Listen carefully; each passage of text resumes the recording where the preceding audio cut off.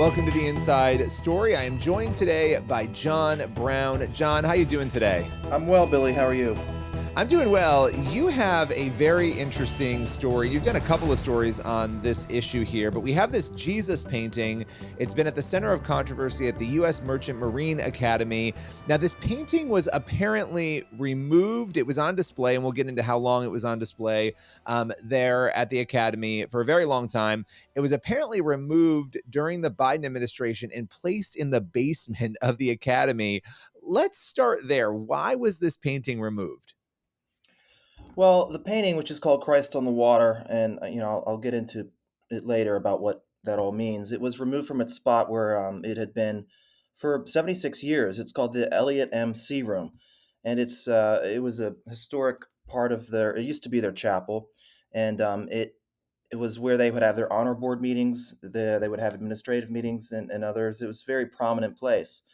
But in 2023, Mikey Weinstein, who heads up this nonprofit called the Military Religious Freedom Foundation, he sent a letter to the Academy superintendent, who was a Buttigieg appointee, by the way. And he claimed he was representing 18 midshipmen, faculty, staff, and graduates. And he said that the painting's display in that place violated the Constitution. Of course, he said it was the Establishment Clause, which prevents the government from endorsing one religion over others. And he called it at the time a massive sectarian painting illustrating the supremacy of Jesus Christ, which he claimed marginalizes non-Christians at the Academy. And we're gonna get we'll get into more of those details. Just to clarify, so people understand, because this is recent. It was 2023. Obviously, the removal. Initially, it was covered up, then it was taken down, put in the basement. How long had that painting been up without any issues there at the Academy? Well, it was painted in 1944, but it had been in that particular building since 1947. So for about 76 years. So it's been there for a while, and generations of midshipmen had walked by it and looked to it, and it became a huge staple for the history of the academy. Well, let's dig into that a little bit, because the person who painted it. What do we know about the man? Tell us a little bit more about the man who actually put this piece of art together.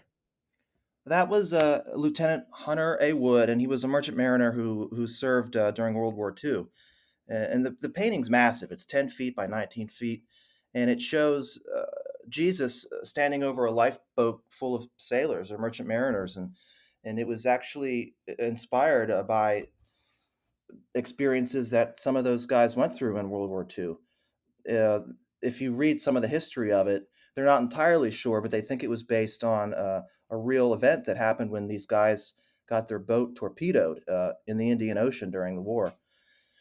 And so it became a symbol of Christ saving these suffering merchant mariners, these people who were lost. It wasn't, just a spiritual thing. It is something that really happened. You have to remember the merchant mariners had some of the highest casualty rates during the war. And beyond that, there's a ton of detail out there about Wood himself, if anyone wants to read it. Yeah, I mean, it's an interesting story, and when you look at something like this, the piece that it clearly brought to people, because there are a lot of, again, this is recent, the removal. There are a lot of midshipmen and critics who've pushed back. They've demanded it be returned. They've cheered for its return. What do you think is driving that? It seems like, now, of course, I'm sure some people, we know there are people who don't want it to be returned and put back up. But what do you think is driving that intense reaction of support for this painting? Well, a lot of midshipmen want it back. Not all of them, I'm sure, but some. And members of Congress even got involved. Senator Ted Cruz, Representative Jim Banks, they actually sent a letter and pushed for it to be restored. And they saw its removal as an attack on tradition and faith. And they also noted its historical significance. And some felt that it's also indicative of sort of a woke ideology that's seeping into all of our federal service academies. And one thing to remember, a lot of people don't know this, but the Merchant Marine Academy is the smallest of our service academies, and it's also some of the most heavily Christian of the people who go there.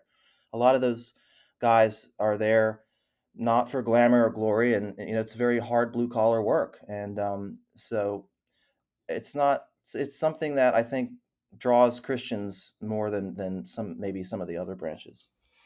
Yeah, that is interesting. And you had a chance to talk with some of these individuals who, did want to see the painting back, or who felt that the painting was important to them. What did they tell you? What were some of the things that you heard from them? One midshipman I talked to, he really struggled academically, and he is a Christian, and he would sometimes go into that room and pray under that painting. It became a symbol of God's faithfulness to him as he was struggling in his own personal life. There was another one I spoke to.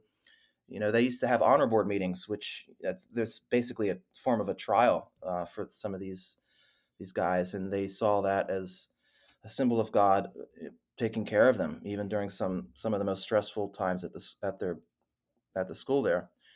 And one quote I remember, he said, when he saw that painting, he realized everything's going to be all right, and Jesus is looking after me. He's looking after all these sailors, and so I think that's it makes sense why the painting would mean so much to them in that situation.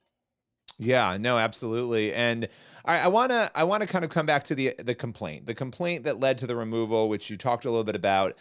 Who is Mikey Weinstein? We obviously know he's the founder of the Military Religious Freedom Foundation, but tell us a little bit more about him and his involvement in the initial complaint that led to the removal. Right. So he's been running this nonprofit for the past 20 years.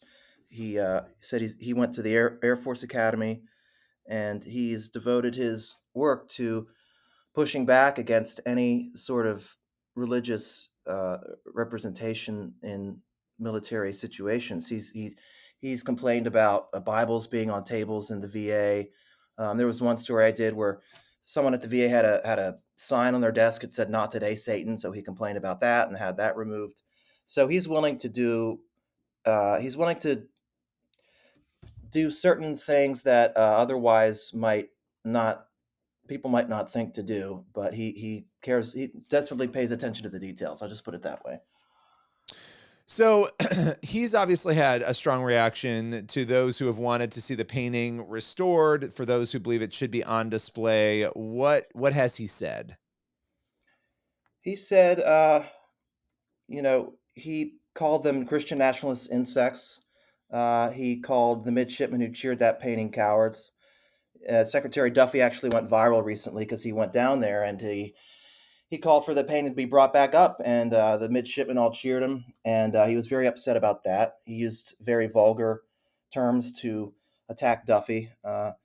Some I can't really say on the air, but he did call Duffy a stray feral dog, things like that. So he's very angry about the situation, obviously, and he's threatened if they put that painting back where it was, he'll start World War VIII, which I'm not entirely sure what that would entail, but he doesn't seem like he's kidding around.